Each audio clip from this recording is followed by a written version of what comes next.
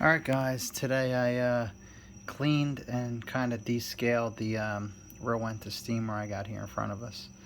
It's a 1550 watt. Basically this thing boils water, comes out here, a hose usually attaches here, that's all inside.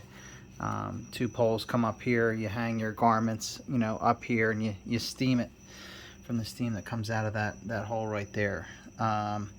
I wasn't planning on taking it apart, but it had been so long since I descaled it that I thought it might not be a bad idea.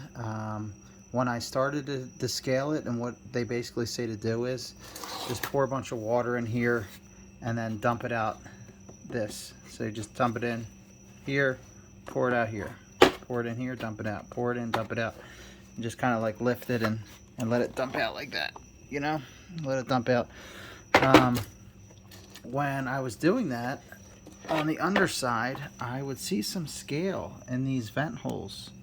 Like, why am I getting scale inside of this thing? And at the same time, when the wheels, they're off right now, but when I had them on, they were kind of crunching, like they had scale in here. I'm like, why would there be scale all over the place? I didn't really know. So I started looking for some videos of somebody that had taken this apart, and I found a video from YouTube channel. The guy's name is MacDaddyPimpping. And I'll put a link to his video because he has like a half-hour video of him taking this apart, and I'll give you the Cliff Notes version, but his is very detailed.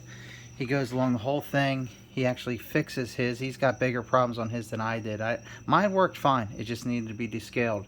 But his wasn't working at all. I could tell you why in a second. But he goes through taking this thing apart, and I thought, well, if I have scale inside here, and then I can see through these vents, then I might as well just take this thing apart, figure out why scale's in there, and get that scale out. So that's what I did. First thing you want to do to get this apart is there's a screw. I don't have it in there right now, but the screw goes in there, you can see. But that is covered by the wheel.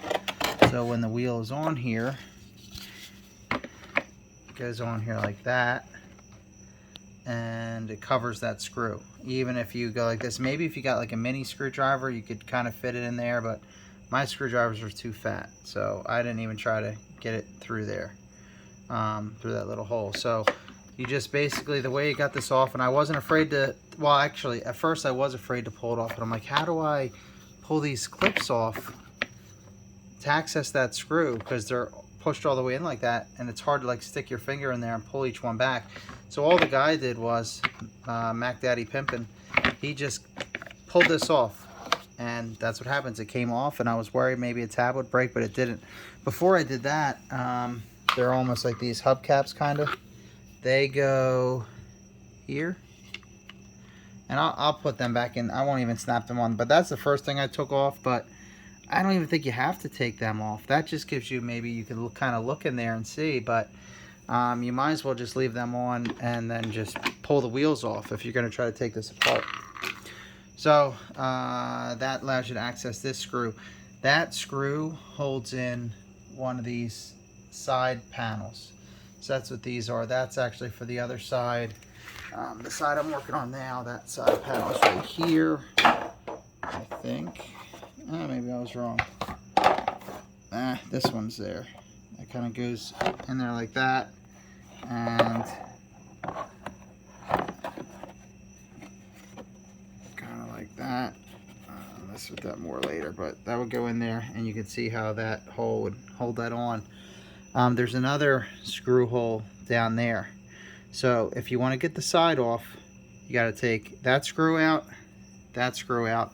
then just get like a, I think I actually put them away.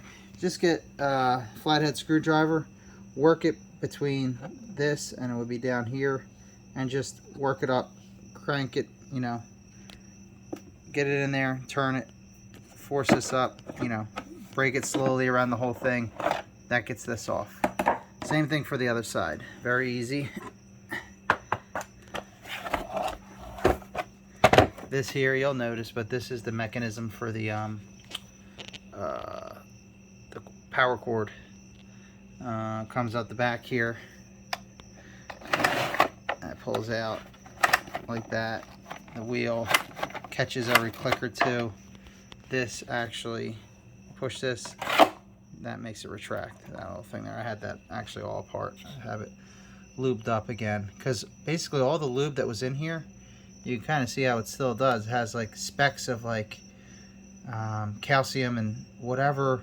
When you boil tap water, which we were using in here and we won't anymore, but it leaves sediments of like magnesium and calcium and whatever other minerals is in the water, and basically that was forcing its way through. This is the boiler.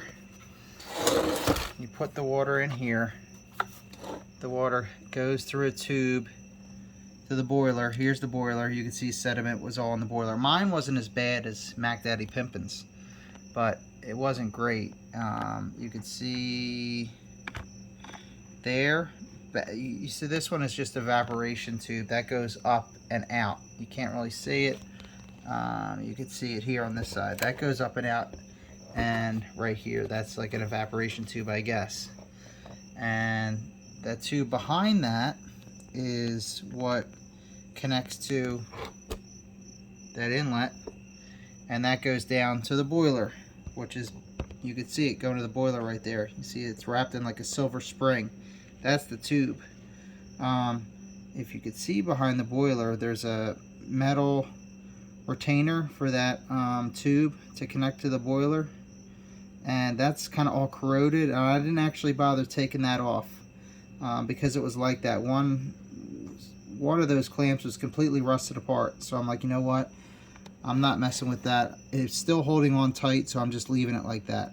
I guess what would happen is, as this would boil water, it would leave so much sediment there, and that sediment really didn't have anywhere to go, and I think it would slowly work its way out of that tube right there. Even though it's pretty tight and on there, I guess it's small enough, it builds and builds and builds and has nowhere to go, so the sediment kind of comes back up and sometimes floats up through.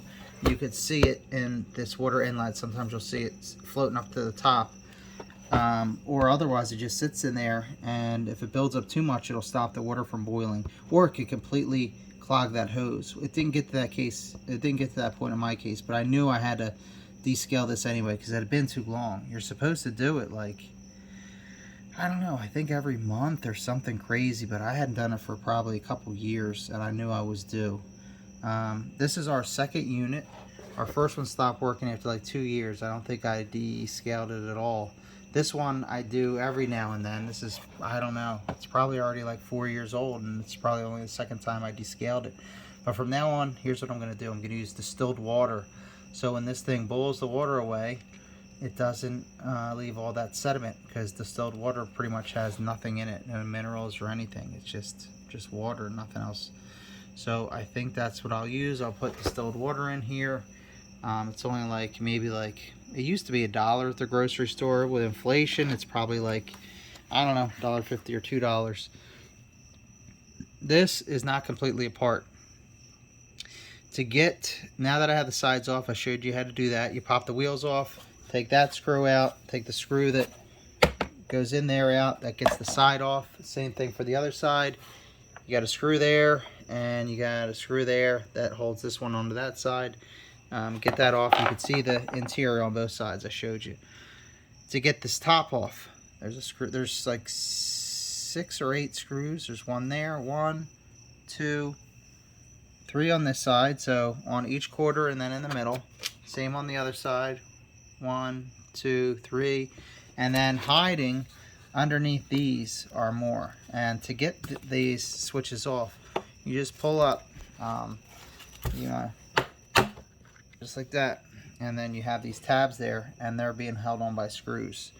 And I actually wound up adding grease to this because it had it on there, but it was all gritty because it had that scale in there. So I cleaned it all off, added some silicone grease, because silicone grease is compatible with plastic. You don't want to use like white lithium because that's petroleum based.